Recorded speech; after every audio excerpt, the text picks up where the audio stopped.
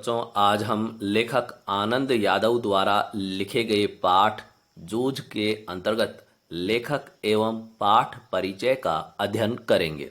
सबसे पहले लेखक परिचय के अंतर्गत हम देखते हैं कि लेखक आनंद यादव का जन्म सन 1935 में महाराष्ट्र के कोल्हापुर में हुआ था। लेखक का पूरा नाम आनंद रतन यादव है और लेखक ने मराठी एवं संस्कृत साहित्य में स्नातकोत्तर की डिग्री प्राप्त की।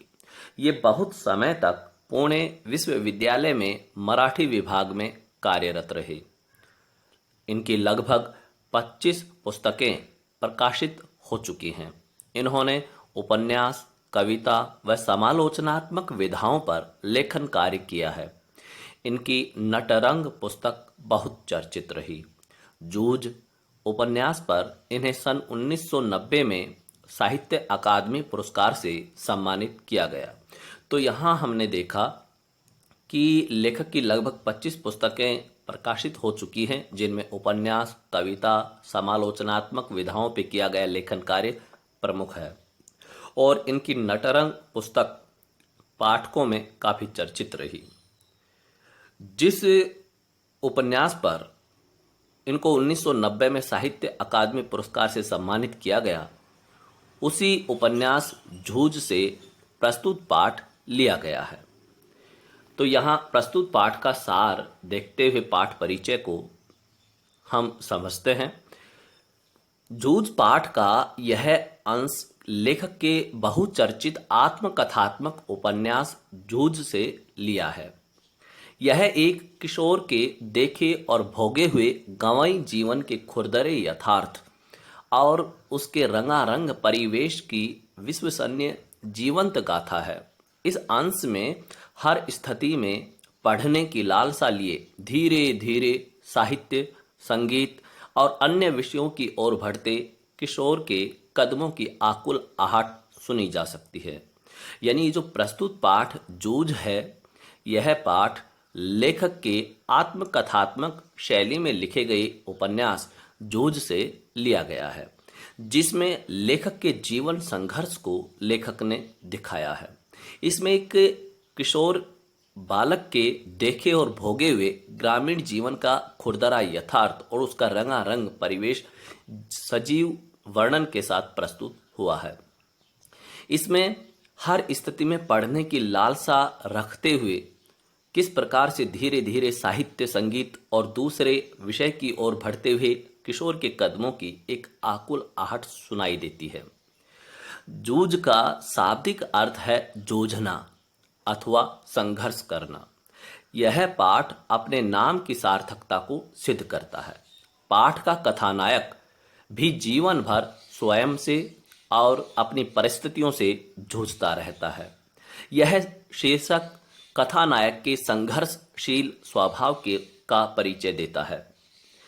तो यहाँ हमने देखा कि प्रस्तुत पाठ का जो शीर्षक है जूझ, जिसका शाब्दिक अर्थ होता है जूझना यानी संघर्ष करना, और इस पाठ को पढ़ने के बाद लेखक के जीवन को जब हम समझते हैं, पढ़ते हैं, तो इसमें देखा जाता है कि लेखक ने जीवन भर जो संघर्ष किया है उसकी अभिव्यक्ति इसमें हुई है। जीवन भर लेखक अपने आप से और अपनी परिस्थितियों से संघर्ष करता रहता है। अतः प्रस्तुत पाठ का शीर्षक पाठ के संघर्षशील जीवन के लिए बिल्कुल उचित है। प्रस्तुत पाठ में पढ़ाई पूरी ना कर पाने के कारण लेखक का मन उसे कचोटता रहता था। दादा ने अपने स्वार्थों के कारण उसकी पढ़ाई छुड़वा दी थी। वह जानता था कि दादा उसे पाठशाला नहीं भेजेंगे। आनंद जीवन में आगे बढ़ना चाहता था। वह चाहता था कि खेती में कुछ मिलने वाला नहीं, वह पढ़ेगा लिखेगा तो बढ़िया सी नौकरी मिल जाएगी। आनंद ने एक योजना बनाई कि वह माँ को लेकर गांव के प्रतिष्ठित व्यक्ति दत्ताजी राव के पास जाएगा। दत्ताजी राव ने उनकी पूरी बात सुनी और दादा को उनके पास भेजने को कहा। दत्ताजी ने उसे खूब फटकारा। आनंद को भी बुलाया। दादा ने भी कुछ बातें रखी कि आनंद को खेती के कार्य में मदद करनी होगी। आनंद ने उनकी सभी बातें सहर्ष मान ली। आनंद की पढ़ाई शुरू हो गई। शुरू में कुछ शरारती बच्चों ने उसे तंग किया, किंतु धीरे धीरे उसका मन लगने लगा। तो यहाँ हमने देखा कि लेखक पाठशाला में जाकर पढ़ना चाहता था, लेकिन उनके जो दादा थे वो उसे पढ़ाने के स्थान पर खेती के काम काज में लगाना चाहते थे और उनको खेती के काम में लगा चुके थे। वह मानता था कि वह पढ़ेगा लिखेगा तो बढ़िया सी नौकरी मिल जाएगी, और दादा समझते थे कि यह पढ़ने लिखने से कुछ हासिल नहीं होगा, ये खेती के काम में हाथ बटाएगा तो काम करना सीखेगा। और इस प्रकार से लेखक अंदर ही अंदर पढ़ाई की लालसा रखते हुए उसने एक योजना बनाई और अपनी माँ को लेकर गांव का एक प्रतिष्ठित व्यक्ति दत्ताजी राव उनके पास पहुंच गए। उनको लगता था कि दत्ताजी राव ही उनके दादा को पढ़ाई के लिए मनवा सकते हैं, और दत्ताजी राव से जब उन्होंने अपनी सारी बातें बताई तो उन्होंने कहा कि दादा को भेजना। और इस तरह से दत्ताजी राव ने लेखक के दादा को खूब फटकारा और उन्हें सारी बातें समझाई, और इस तरह से दादा लेखक की पढ़ाई के लिए तैयार हो गए। लेकिन उन्होंने लेखक से कहा कि तुम्हें पढ़ाई के बाद खेती के कार्य में मदद करनी पड़ेगी, और लेखक ने इन बातों को सहर्ष स्वीकार कर लिया। और इस तरह लेखक ने पढ़ाई शुरू की। हालांकि विद्यालय में जो शरारती बच्चे थे उन्होंने प्रारंभ में तंग किया, परेशान किया, किंतु धीरे धीरे लेखक का मन वहां लगने लगा। उसने कक्षा के मॉनिटर वसंत पाटिल से दोस्ती कर ली, जिससे उसे ठीक प्रकार से पढ़ाई करने की प्रेरणा मिली। कई परेशानियों से जूझते हुए आनंद ने शिक्षा का दामन नहीं छोड़ा। मराठी पढ़ाने के लिए श्री सौंदलगेकर आए, जो कि मराठी के अध्यापक थे। उन्होंने आनंद के हृदय में एक गहरी छाप छोड़ी। उसने भी कविताओं में रुचि लेनी प्रारंभ की। उसने खेतों में काम करते करते कविताएं कंठस्थ की। मास्टर ने उसकी कविता बड़े ध्यान से सुनी। बालक का आत्मविश्वास बढ़ने लगा और उसकी काव्य प्रतिभा में निखार आने लगा। तो इस प्रकार से जब विद्यालय में लेखक का मन लगने लगता है तो वह धीरे धीरे पढ़ाई पर पूरा ध्यान केंद्रित करता है।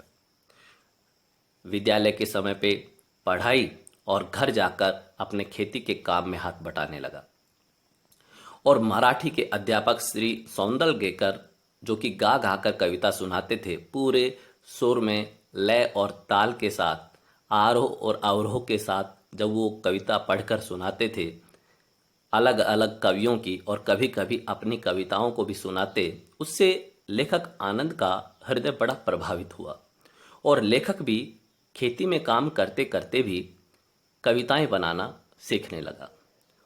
पहले लेखक का अकेले मन नहीं लगता था, और अब खेती में काम करते करते भी लेखक चाहता था कि वह एकांत में रहे, उसको एकांत मिले, ताकि वह अपनी लिखी हुई कविताओं को अपने अध्यापक की तरह जोर जोर से गा सके।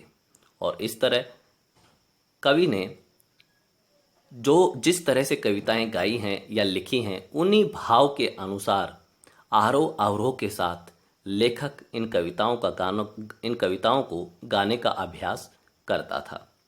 तो इस प्रकार यह पाठ लेखक की पढ़ने की लालसा और पढ़ने के जो प्रयास लेखक ने किए उनका वर्णन करते हुए लेखक द्वारा पढ़ाई में अच्छा प्रदर्शन करने और कविताओं को लिखने का जो अभ्यास किया उसका वर्णन करता है। धन्यवाद।